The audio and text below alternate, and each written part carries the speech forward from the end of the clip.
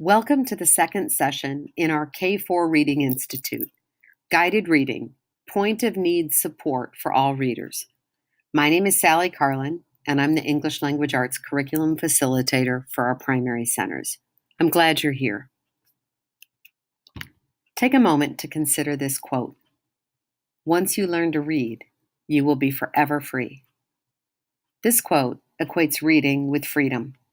It speaks to the importance of what we're doing over this 5-session institute, coming together to investigate literacy, considering together how to bring our students to the level of literacy learning that will ensure them this freedom. At this point in the presentation, we acknowledged that we had some people joining us for the first time. If that is your situation, welcome. I'm glad you're joining us. Take a moment to read over the outcomes for the entire Institute series.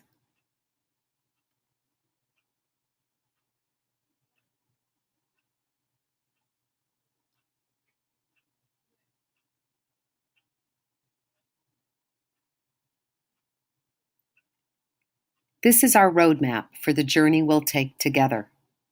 Notice that we began last time with the end in mind, considering our broad goals for students. In this session, we'll take a focused look at the skeleton of Guided Reading 101. In our next session, we'll zoom more closely into Guided Reading, considering together how to add power to our Guided Reading lessons. We'll practice planning and delivering an effective text introduction. We'll practice supporting problem solving on the run as our students are reading and encountering difficulty. And we'll discuss how to plan for powerful managed independent learning, literacy center engagements. Our 4th session will deepen our understanding of the relationship between guided reading and formative assessment. We'll practice taking, scoring, and analyzing running records. We'll discuss powerful teaching points after text reading. Finally, we'll come together in session 5 to discuss any lingering questions, including how to fit it all in, how to plan your literacy block and your day. And here are the outcomes for today. Take a moment to consider these.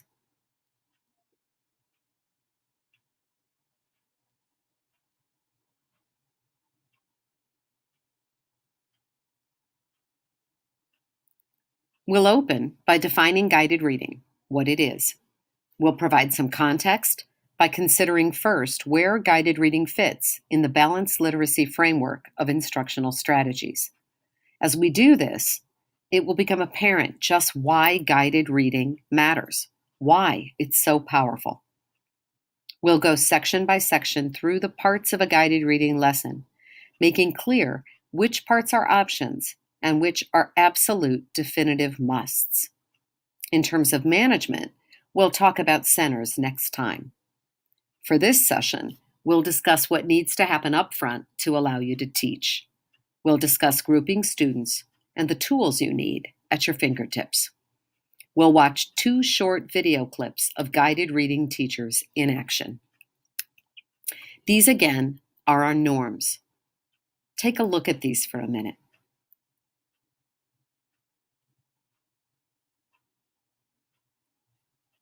They should look familiar. Again, of likely importance is the first, taking an inquiry stance.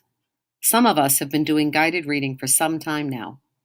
Yet with open minds and an inquiring spirit, we can all discover personal next steps for our teaching practice.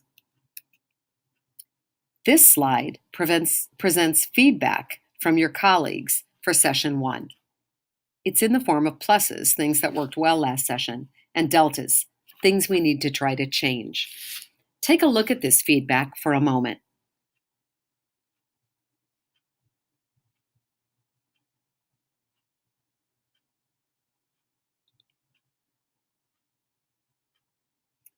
We're grateful to those teachers who are helping us shape a positive learning situation for all. At this point, I would love to hear from some of you. I'll consult the questions you share as I plan future sessions in this series. By session 5, it's my goal to have answered all of your lingering questions. So for now, please use your smartphones or a new tab in your browser to go to menti.com. Once there, you'll enter the digits 74, 66, 50. This will take you to a new survey.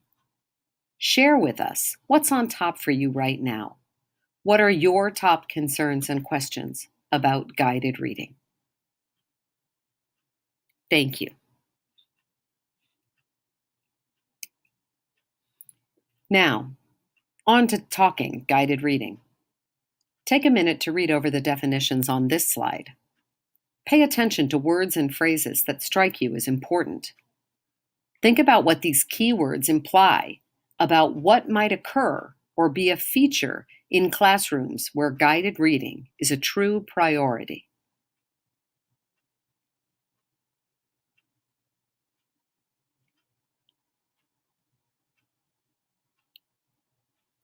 So, let's lift up some important words and phrases and discuss what these imply. You might have noticed the phrase small group. This implies that there's a place in the classroom set up and ready to go where meeting with a group of no more than 4 to 6 students can occur. You might have noticed differentiated.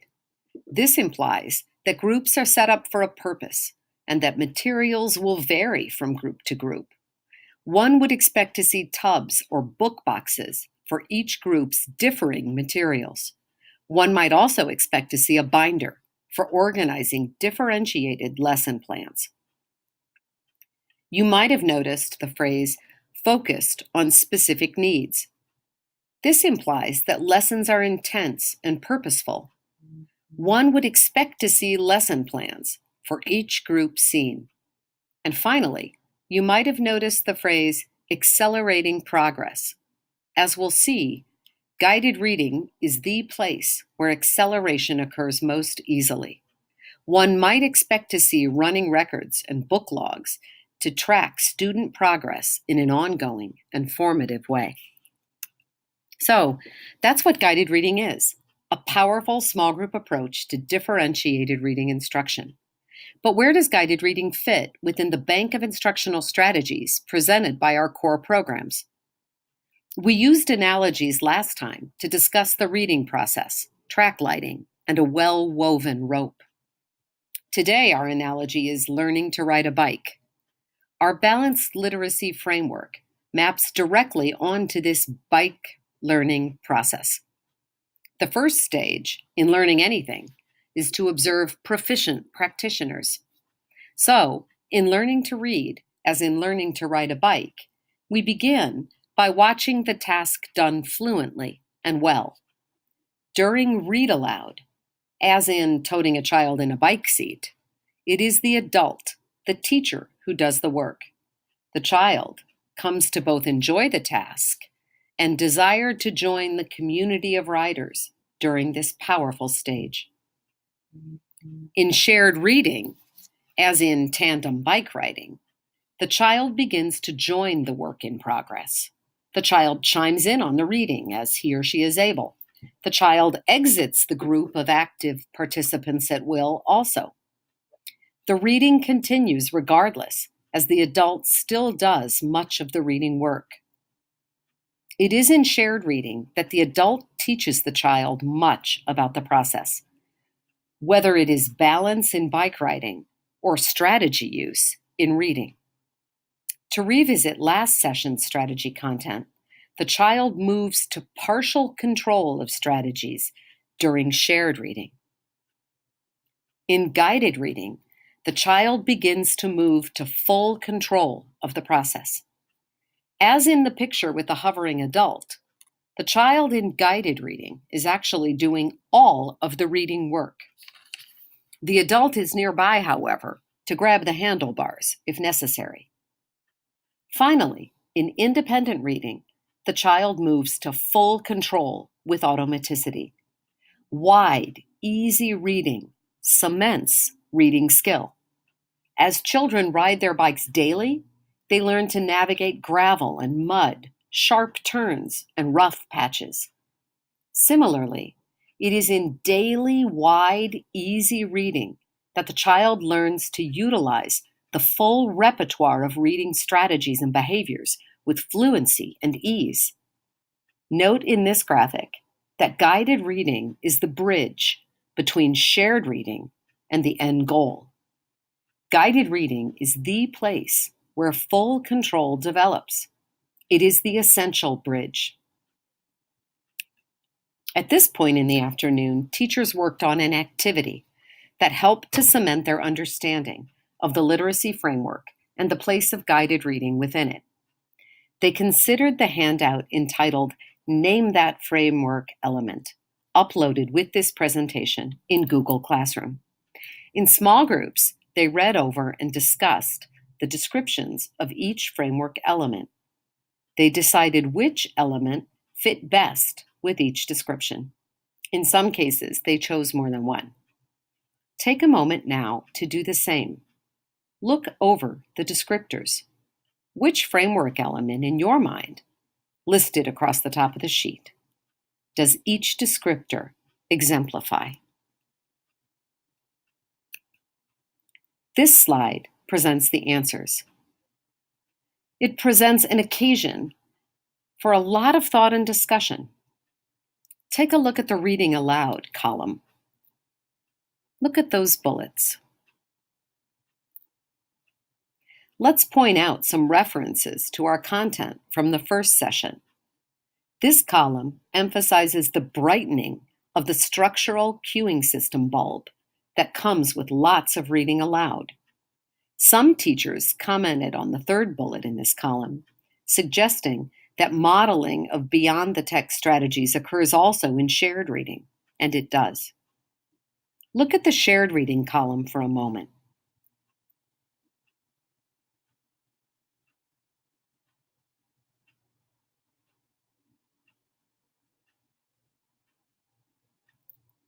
The first bullet emphasizes that in shared reading, kids come to partial control of the strategies we talked about last time. Look at the guided reading column for a moment.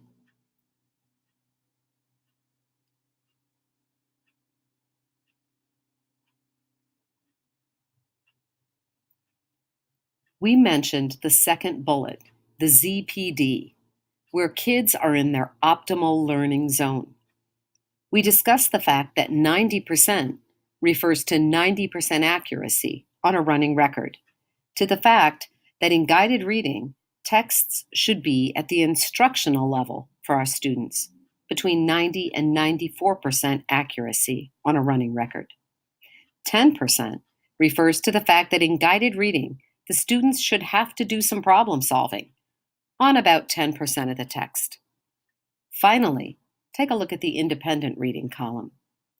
This column reasserts the need for wide, easy reading to move students to full control with automaticity. Now that we've talked about what guided reading is and where it fits in the balanced literacy framework, we shifted to talking about the tools needed to get guided reading up and going successfully in our classrooms. Look over the images on the slide for a minute.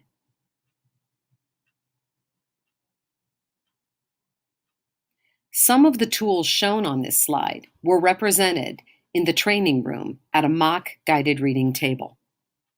Teachers noticed leveled texts, sets of 6 texts found in school book rooms provided by Reading Wonders and found at websites like Reading A to Z and readworks.org. They noticed the placement of these texts into tubs of familiar reading material, the yellow tub in this slide. Such familiar reading tubs present past guided reading texts that are read by students at the outset of a guided reading lesson.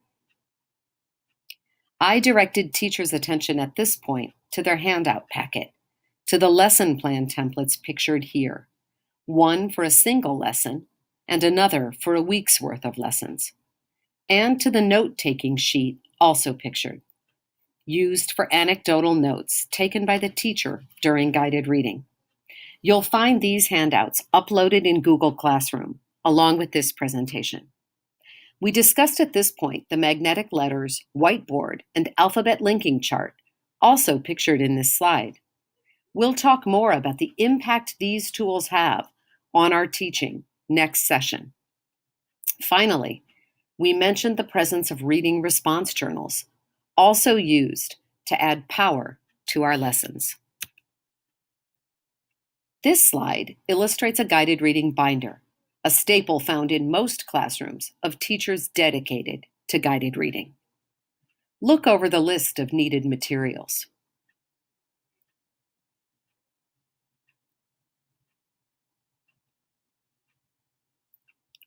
Teachers often choose to set up guided reading binders, including a tab for each group they see. Behind group tabs, teachers usually place the lesson plans for that group. Behind the lesson plans, teachers insert student tabs. Student sections contain the running record data for each student in the group. The student tab divider itself often holds the completed post-it notes that were once on the clipboard for anecdotal notes taken on the fly. At this point, teachers located the sample lesson running record forms in their handout packets.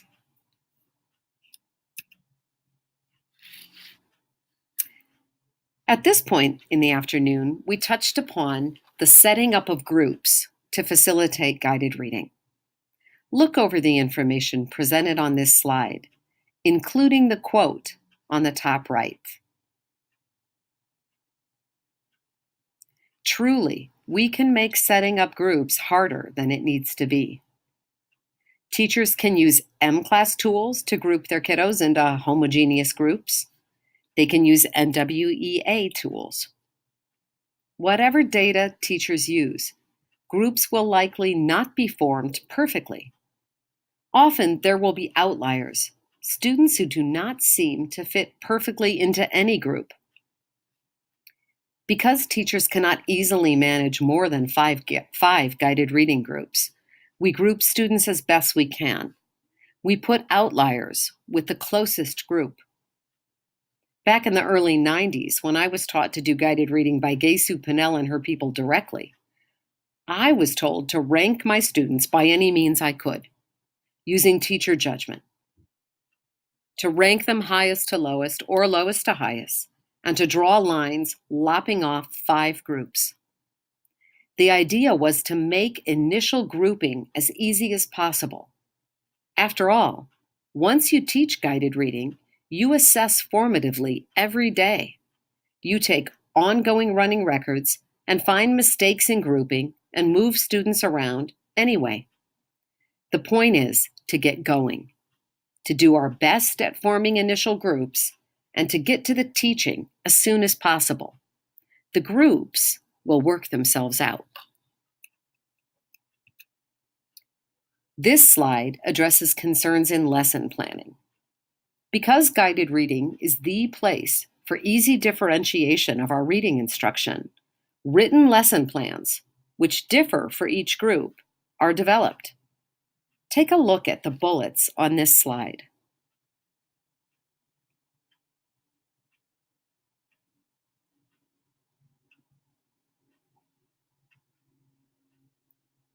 You might have noticed that teachers actually write out their book introductions. We'll practice preparing and delivering a book introduction next session. Text introductions present a powerful moment, and along with text choice, help to ensure 90% ease in problem solving during reading and 10% challenge, that optimal learning zone for our students. You might also have noticed that teachers decide upfront on possible teaching points. We will practice this as well next session. So, at this point, we began to look closely at each part of a guided reading lesson. We began with familiar reading. Take a minute to read over the bulleted information.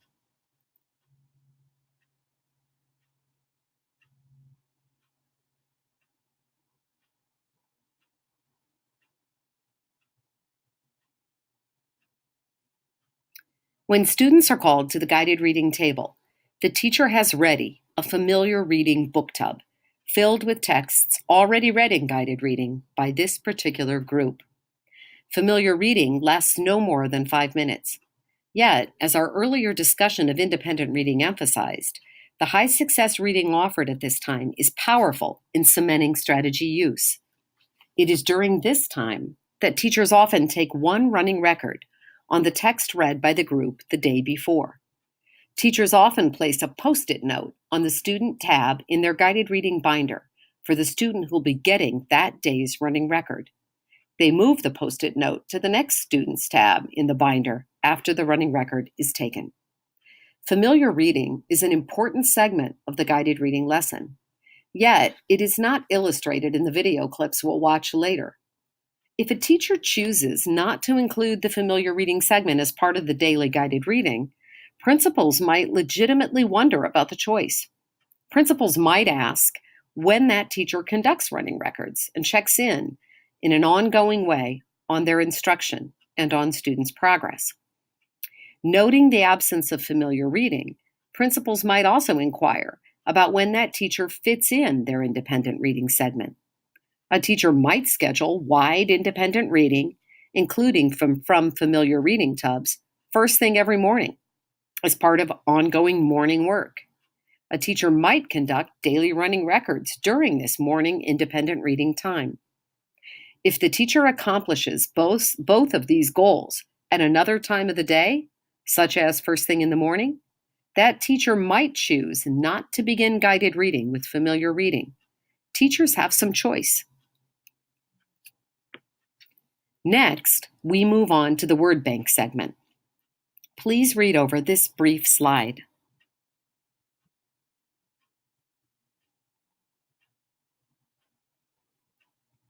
Notice the brief segment of time devoted to word bank, roughly 3 minutes. Word bank is another optional component.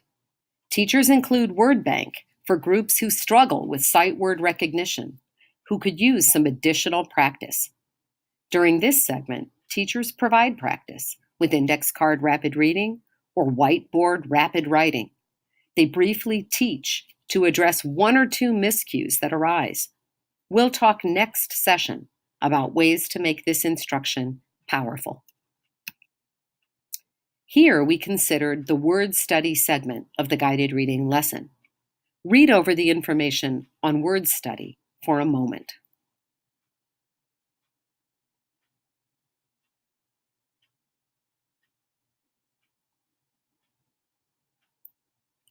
Notice the length of time is again brief, 5 minutes. Notice also that word study is another optional segment. Word study might involve making words, sorting words or picture cards, or writing. Word study provides fast-moving practice for those groups who struggle with the visual cueing system and would benefit from additional practice. It moves in tandem with Tier 1 word study, but does not replace it. At this point, we observed our first 5.5-minute excerpt of a guided reading lesson. Take a moment now to pause this presentation. Go back to your Google Classroom tab and scroll down to the link for this video. We used the reading checklist, also uploaded in the Google Classroom assignment along with this presentation. Use the checklist to note which segments of the guided reading lesson this teacher uses. We noted that she begins with word study, skipping familiar read and word bank. She goes from word study directly into the new read and reviews the reading from the chapter read the day before. She then introduces new reading and sets the students up for the task of reading. We did not watch long enough to see students begin reading. On this slide, we discuss the essential and definitive piece in any guided reading lesson, the new read or the new book. New reading provides essential practice in applying and integrating important reading skills in connected text. This segment is divided into before, during, and after segments. Before students read, the teacher offers a book introduction to orient them to the book and to set up just the right amount of problem solving. Just the right balance of success, 90%, and challenge, 10%. Read over the bullets for a list of options of what to include in a book introduction.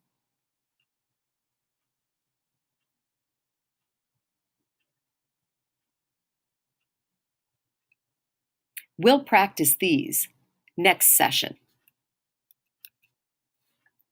After the teacher orients students to the new text to be read, the students begin reading. At this point, the teacher listens in and supports students' strategic reading and problem solving. Take a look at the bulleted description of this mandatory definitive segment of the guided reading lesson.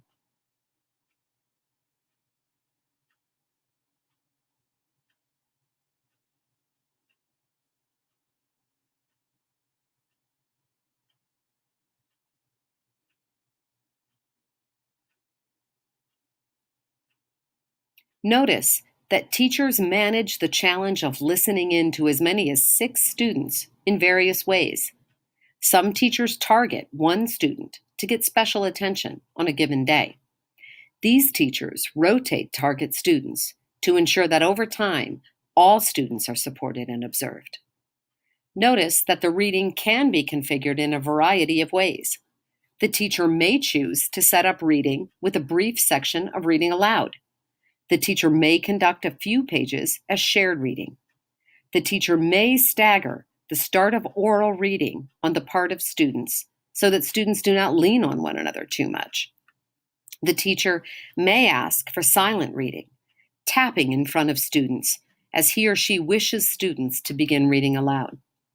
In all cases, the teacher observes and takes notes of students' reading behaviors, prompting to support problem solving.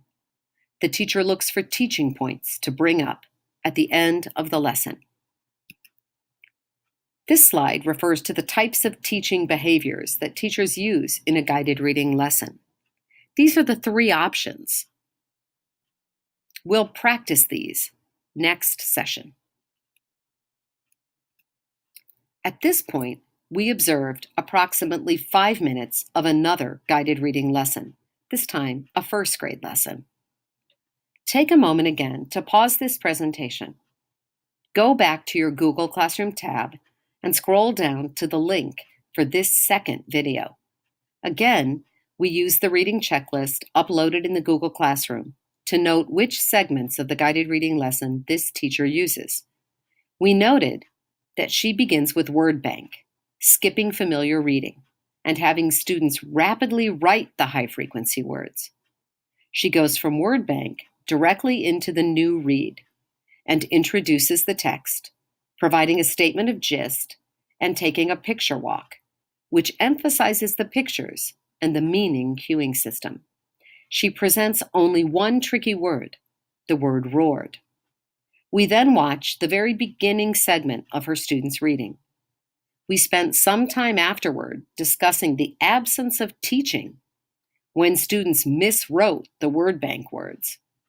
Though the teacher does not teach, as she should during word bank, we applauded that she's at least organized. She takes notes, she has prepared for this lesson, she has a lesson plan, she has materials ready, and she's doing guided reading. This slide presents the final definitive segment of a guided reading lesson, the after reading teaching point. Take a moment to read over this slide.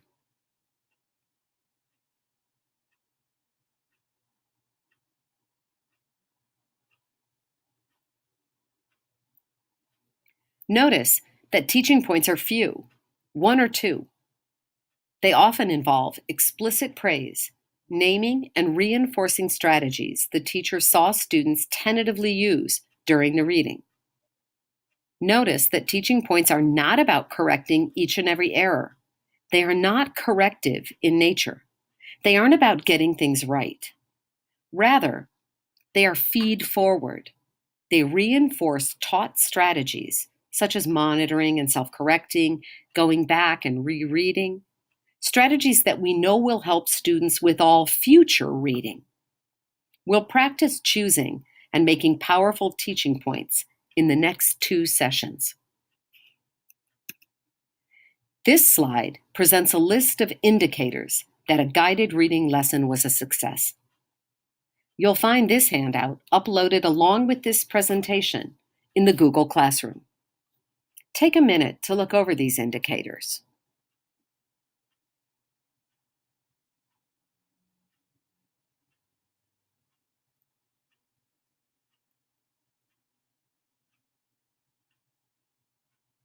We want students to enjoy the text read at our guided reading tables. We want students to feel challenged and successful, a delicate balance that depends in part upon your text choice, in part upon your book introduction, and in part upon your support provided during reading. Next session, we'll observe a full guided reading lesson and utilize this list to evaluate how things went. This slide again presents the stages of teaching and orients us today in the now what stage, the teaching stage. We will remain in this now what stage next time as we discuss how to add power to our guided reading instruction.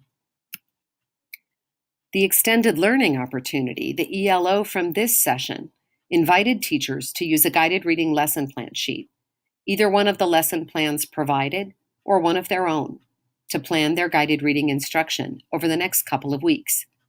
Teachers were invited to scan and email or to turn in one completed lesson plan in the Google Classroom.